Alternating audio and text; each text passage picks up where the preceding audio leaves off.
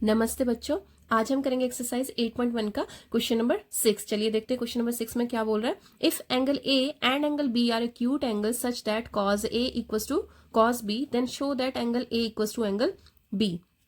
क्या कह रहा है कि अगर हमारे पास एंगल ए और बी क्या है, दो एक्यूट एंगल्स हैं, तो हमारे पास कॉज ए इक्वल्स टू किसके हो जाता है, कॉस बी के हो जाता है। ठीक है, then show that angle A equals to B. तो हमें शो करना है कि एंगल ए किसके बराबर है, एंगल बी के बराबर है। तो चलिए देखते हैं इसे कैसे करना है।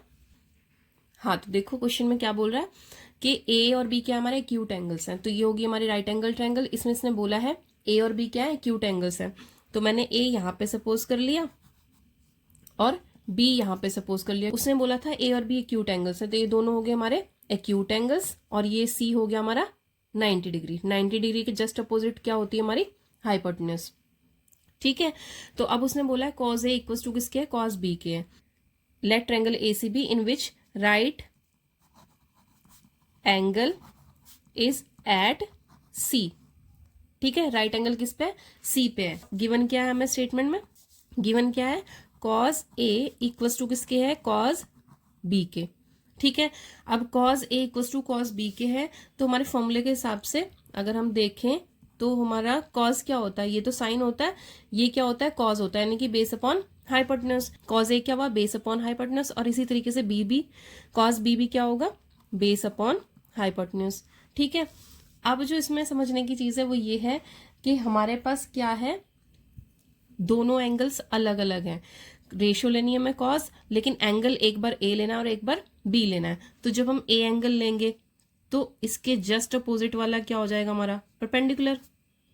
ठीक है, इसकी जस्ट एडजेसेंट साइड क्या हो जाएगी, बेस हो जाएगी हमारी। और ये हाइपोटेन्यूज है ये हमारा।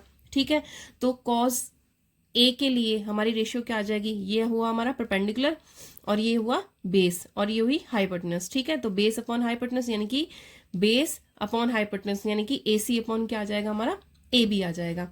तो ए सी अपॉन क्या आ गया हमारा, ए बी आ गया। ठीक है, इसी तरीके से दूसरी तरफ क्या है, कॉज एंगल बी है। ठीक है, जब कॉज एंगल बी की बात कर रहा है तो क्या करेंगे, या तो इसी डायग्राम में समझ लो, बट अगर कंफ्यूजन हो तो आप दूसरे डायग्राम से देख लो। सेम ट्राइंगल का ही हमने दूसरा डायग्राम बना लिया है। ये हमारा ए था, ये सी था और ये बी था। तो अब क्योंकि हम बी एंगल की बात कर रहे हैं कि अब हमारा थीटा कहाँ है, बी पे, तो ये परपेंडिकुलर हो जाएगा और ये क्या आ जाएगा हमारा, बेस आ जाएगा। और ये तो हाइपोटेन्यूज रहेगी क्योंकि 90 के जस्ट अपोजिट ये वाली साइड है। ठीक है, तो अब ये देखो जब हम कॉज एंगल बी की बात कर रहे हैं तो बेस अपॉन हाइपोटेन्यूज, बेस क्या होगा हमारा बी सी और हाइपोटेन्यूज क्या होगी ए बी। ठीक है, तो क्या आ जाएगा हमारा B C upon A B. ठीक है, ठीक है, तो अब देखो ए बी इधर भी डिवाइड में, इधर भी डिवाइड में, दोनों साइड जब डिवाइड में होगी कोई चीज तो वो क्या हो जाएगी, कैंसिल आउट हो जाएगी। तो यहां से क्या आ गया हमारा ए सी इक्वल्स टू किसके आ गया, बी सी के आ गया।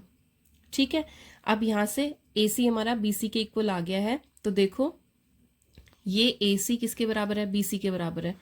ठीक है, मेरी राइट एंगल ट्रायंगल है। देखो अगर ये मेरी राइट एंगल ट्रायंगल है, इसमें ए सी बराबर, ये ए सी किसके बराबर आ गई है, बी सी के बराबर आ गई है, यानी कि ये दोनों इक्वल हैं। अगर ये दोनों साइड्स इक्वल हैं तो इनके अपोजिट एंगल्स भी क्या होंगे, इक्वल होंगे। ठीक है, इसका मतलब क्या है, ये बी एंगल और ये ए एंगल भी क्या होंगे, इक्वल होंगे, क्योंकि हमारे पास ये और ये साइड क्या है, इक्वल आ गई है। ए सी के जस्ट अपोजिट कौन सा एंगल है, एंगल बी। तो angle B equals to B C के जस्ट अपोजिट कौन सा है, एंगल ए। क्या हो जाएंगे, इक्वल एंगल। क्यों होंगे, angles opposite to equal sides, angle opposite to equal sides are equal. ठीक है, इस प्रॉपर्टी की वजह से क्या हो जाएंगे, इक्वल हो जाएंगे। ठीक है, तो अब ये देखो हमें प्रूफ क्या करना था, angle A equals to B, तो वही आ गया, इसको सीधा करके लिख लो, angle A equals to angle B, hence proved. ठीक है, उस समय ही प्रूव करने के लिए बोला था। ठीक है, क्लियर है यहाँ तक। दोबारा देख लो, चाहे तो आप एक ही ट्रायंगल में कर लो, अगर कंफ्यूजन हो रहा है तो रफ में आप दूसरी ट्रायंगल भी बना सकते हो। तो ये सब वर्क आपका रफ में रहेगा।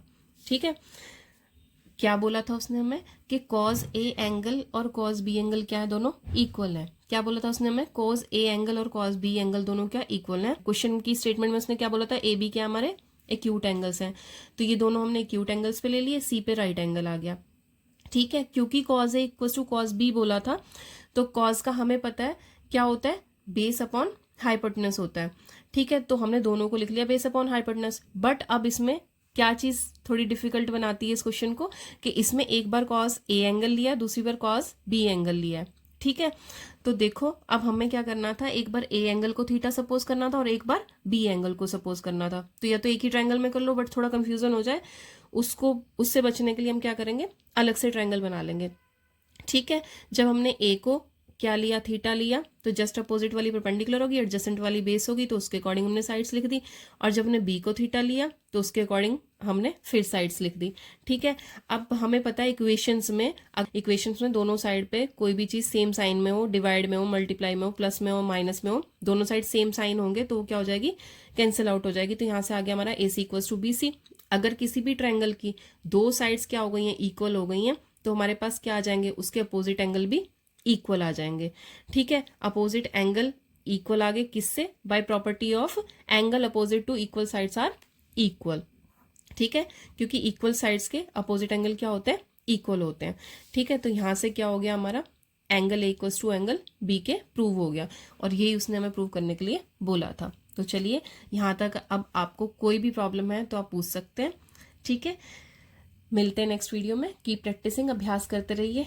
ओके, जय हिंद बच्चों।